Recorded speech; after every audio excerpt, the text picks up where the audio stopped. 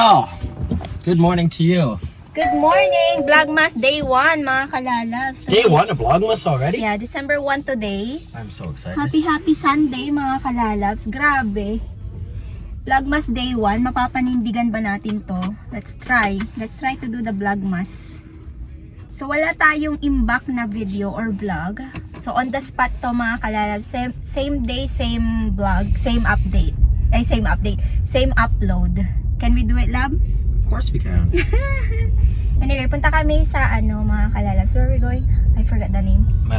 Marion Restaurant. Turn left onto Turn Rockland left. Street. Yeah, so we will have breakfast muna, mga kalalabs. And then di namin alam kung ano pa yung plano namin, but Papa Dave wants date day all the time. Malamig na. Kaya tayo ay dapat nakadoble-doble na ng sinusuot. Okay, are we ready for driving, lab? So many Swifties everywhere. Oo nga pala, mayroong concert si Taylor Swift this week. So 6, 7, 8. So 3 days of concert. Are you excited for that, lab? I'm Swifted out. Yeah. Busy yun. Darling, eating Christmas cake, and then we go skating on the frozen lake, saying hi to every friendly face, and later we warm up by the fireplace. Carolers are singing outside our door, lovely songs we all heard before, as they walk from house to house to wish us all a Merry Christmas Day. Merry Christmas Day. A Merry Christmas Day. We can afford this neighborhood, love. Which one, love? It's 10 million. 10 million? Ito yung mga presyo ng bahay dito sa North Vancouver. How many? West. West Vancouver, sorry. 6 bedrooms. Oh, that's why it's expensive. 7 bathrooms. Yeah. How about this one, love? That one's 2.7 million. How many bedrooms? 6? 6 bedrooms, Wow. but it's older. Yeah. 10 million again. I think we should get it. Oh my God. Oh wait, that's look at this one. Oh, there's more here, love. 30 million. Oh my God. We don't have 30 million, love. Not even 1 million. We don't even have 1 million. Grabe ang mamahal ng mga bahay. Oh, 5 million plus 3.7, 4.9. Sell them the 30 million. Come on. This is what dreams are made out of. Wow. See the price? 30 million. 30 million. Oh my gosh. That's a lot. That's How a many lot. bedrooms? 8 bedrooms. 11 Yeah. bathrooms. That's a lot. That's big though. Yeah. Ay. In the Philippines, I can get that for 30 million pesos. Yeah. Nabusog kami doon sa breakfast. Sobrang laki. Hindi namin alam na malaki pala yung portion. Tinake out namin yung natira namin. Kasi sayang. So lakad-lakad lang kami para ma-digest ang aming kinain. Good morning mga kalalabs. Vlogmas Day 2, karugtong ng Vlogmas Day 1. hindi nagtagumpay yung aking plano na Day 1. Vlogmas Day 1, Vlogmas Day 2. Pero ayun na nga, yun nangyari. Wala naman kasi ako masyadong ganap kahapon after kami kumain ng ni Papa Dave ng breakfast, breakfast lunch yun eh. Uwi dito sa bahay, nanood ng mga palabas sa TV. Ayun na, wala na masyadong ganap. But anyway, hahabol tayo mga kalalas. Tayo ay magtatagumpay sa ating planong vlogmas na ito. Sana. So, ayan, galing ako sa grocery store. Bumili ako ng mga needs ko para sa aking lulutuing dinner for tonight and lunch. So, bumili ako ng quinoa. Gagawa ko ng quinoa salad. Avocados. And then lemons. Bumili ako ng corn, canned corn, at saka chickpeas. So, hinugasan ko siya bago siya open. And butter. Bumili ako ng butter. Social no butter. And then cherry tomatoes. Ubusan din ako ng butter. And cucumbers. Cucumber lang kasi mag-isa niya. Eggplants. So, musaka ang lulutuin. Musaka ba? Tama ba yun? Musaka o masaka? Basta musaka. Para siyang ano, lasagna pero eggplant yung gagawin natin. And bumili din ako ng marinara sauce. Chinek ko yung ingredients ko para sa moussaka. And meron siyang tomato paste, meron siyang canned tomatoes, meron siyang fresh onion, sea salt, oregano, garlic, basil spices, and etc. etc. So, ang ginawa ko na lang, chinek ko yung ingredients nito, ito na lang, 'di ba? Kasi bumili ako ng isang can ng tomato paste, kalahati lang yung gagamitin ko. Masasayang yung kalahati ng tomato paste. And then, bibili din ako ng canned tomatoes. So, yung canned tomatoes, masasayang din kasi hindi ko alam kung ilalagay ko ba lahat o hindi. So, ito na lang kasi dito naman lahat ng ingredients para madalian ba. Ang ingredients lang na ilalagay ko is garlic and then onion. Parang ganun. Gigisa ko kasi itong ground beef. Ayan yung ilalagay natin. So, yes! Okay. So, first na gagawin ko is magluluto ako ng aming pa-lunch na kasi it's already 11:17. So, brunch. Gawa ko ng salmon salad with roasted chickpeas. Kaya lang, kunin ko nga yung baking pan. Okay.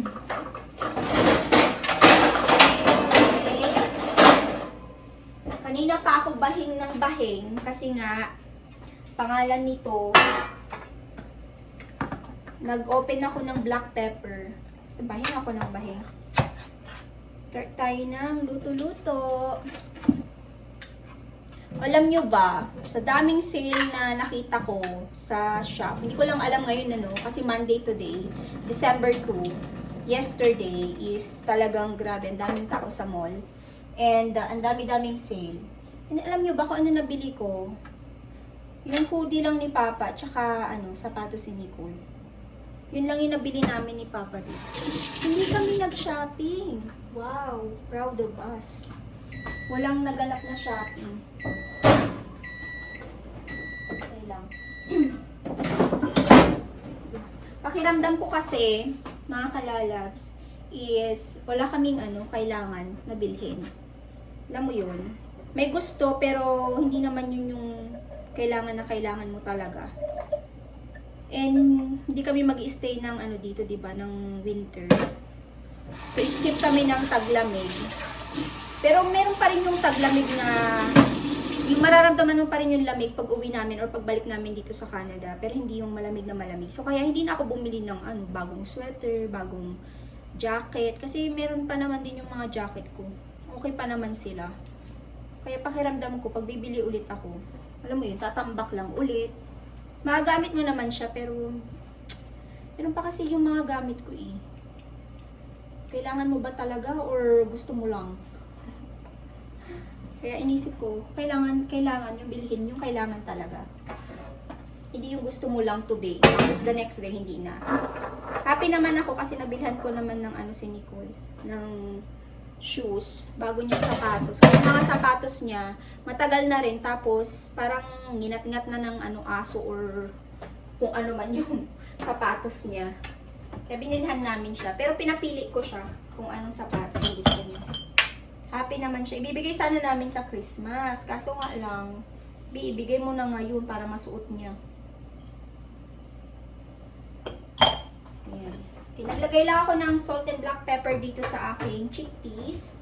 Lalagay din ako ng paprika. Nasaan yung paprika ko?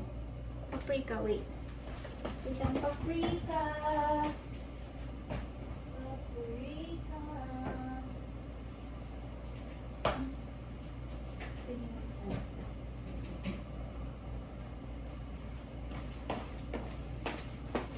Okay, ako ng paprika.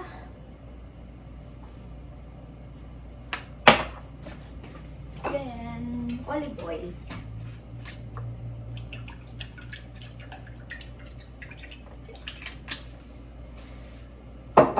Okay, ako garlic powder. Para merong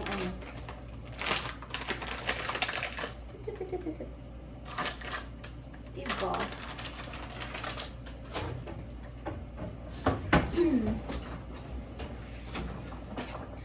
Para tuloy akong may sipon dahil nga dun sa bahing ko dun sa black pepper. Okay, roasted time.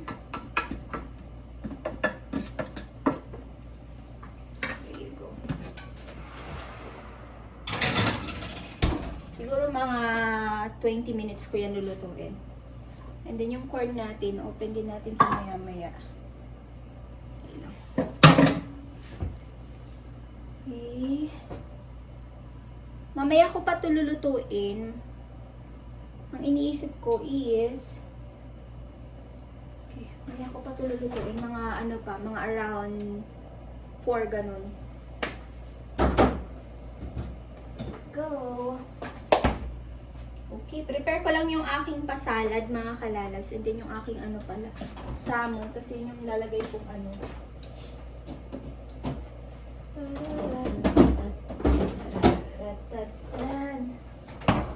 Ayan yung butter.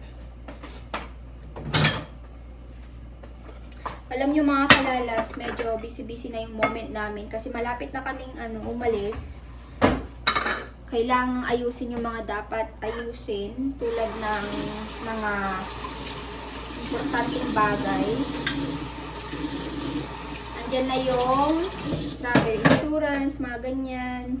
Yung mga kailangan ni Ube, yung sasakyan, yung mga kailangan dito sa bahay bago kami umalis, na i-check. Paghahanda sa malapit na pag-alis. Excited na mi.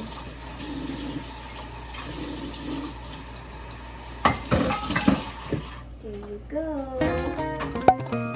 Dear Santa, tell me that you'll make it here in time.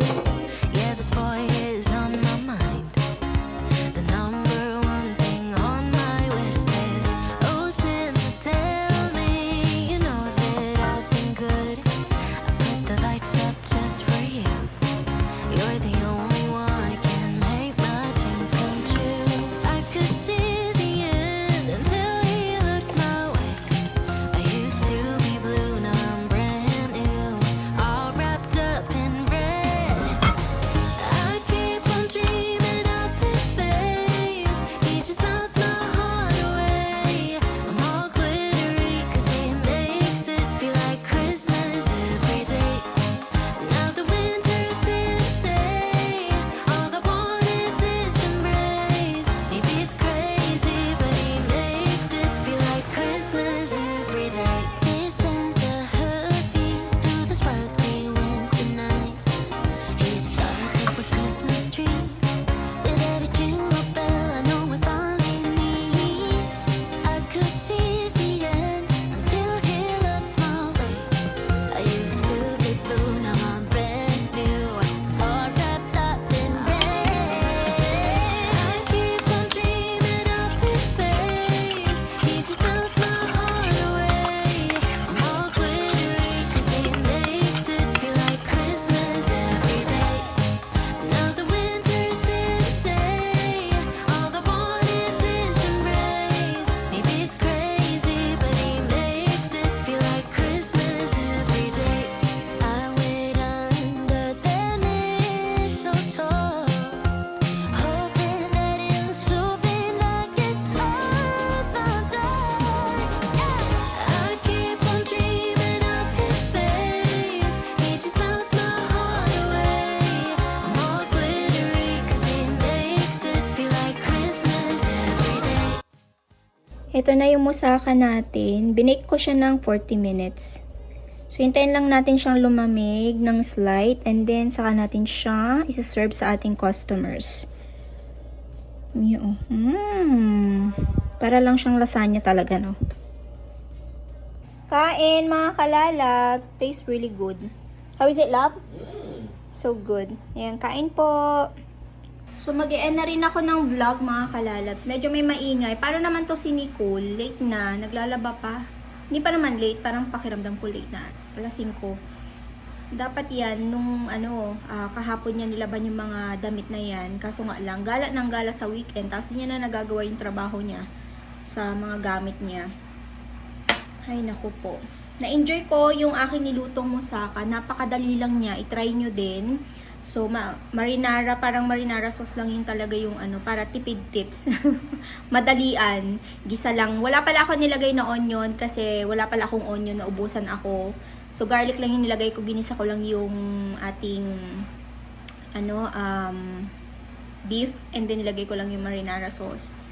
And yung ating eggplant pala is nilagyan ko ng konting asin nung di ba in-slice ko siya.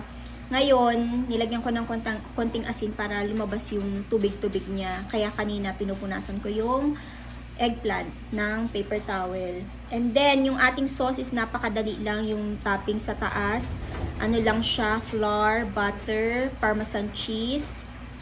That's it. Yun lang. Tapos, 2 itlog. So, 1 egg yolk at saka isang buong itlog. Yung may kasamang white na egg. Yun lang. Diba? Napakadali. Tapos, binake ko lang siya ng 40 minutes. It's really good. Muntik na naubos eh. Pero kalahati lang talaga ako. Ayokong biglain yung sarili ko.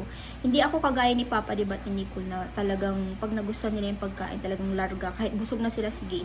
Pero okay to ha, yung ano, kasi hindi siya pasta, diba?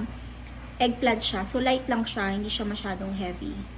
So, try nyo na rin. Pwede itong panghanda sa Pasko if ever na gusto nyo ng ano, low carb na lasagna. Musaka ang tawag yan, hindi yan lasagna, no? Pero para sa akin, para lang din lasagna. Pero yung lasagna kasi maraming cheese yun. Ito, tipid yan kasi flour, parmesan cheese, at saka milk lang pala yung nilagay ko. So, itry ko yung ano, try kong ilagay sa comment section yung mga recipe na nilagay ko. If ever na gusto nyo i-follow. Sa comment section nyo siya tignan kasi ilalagay ko siya dyan. Pag nakalimutan ko na naman, pagalitan nyo na talaga si Mami Faye. Mami Faye, nakalimutan mo na naman yung recipe. Oo, kasi ganun talaga ako. Pag may nagtanong, sige, saka ko na lang siya ma-realize, ay nakalimutan ko palang nilagay yung recipe. Pasensya naman. But, anyway, ayun na yun. And by the way pala, meron pala ako i-share sa inyo. Naloka ako. Meron akong nabili sa sa Facebook Market nung nakaraan.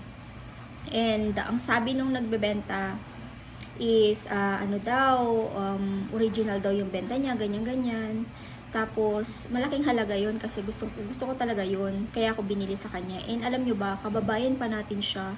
Tapos pina-check ko kung original ba yun, pina-authentication. Tapos hindi pala original. Fake pala siya. So, tinawagan ko siya. Buti na lang may number, ganyan. Tapos sa Facebook din, sa Facebook Market. Sabi ko, ibalik niyo po yung pera ko kasi sabi niyo, original yung benta niyo, hindi naman pala. Pakibalik po. Binalik yung yung